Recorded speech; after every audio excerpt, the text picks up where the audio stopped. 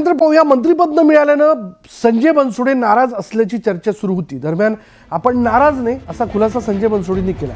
तर मागच्या वेळी मी मंत्रिमंडळात होतो, कुठेही भ्रष्टाचार झाला नाही, मात्र कुणाला कधी संधी द्यायची हे वरिष्ठ नेत्यांना माहिती असतं असं बनसोडे म्हणाले.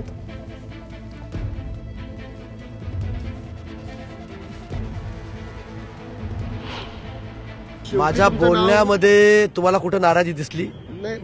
अजिबात मी नाराज नाही. नेत्याला वेगवेगळ्या लोकांना संधी त्या ठिकाणी द्यावी लागत असती, वेगवेगळ्या विभागामध्ये प्रतिनिधित्व वाटून त्या ठिकाणी द्यावं लागतं आणि नेते कुणाला कधी काय संधी द्यायची ते नेते त्या ठिकाणी विचार करत असतात.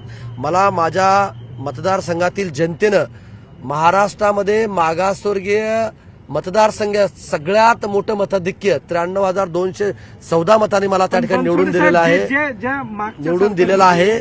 तरी मी महाराष्ट्रातील तमाम सर्व मागासवर्गीय जनतेसाठी मी त्या ठिकाणी काम करीन.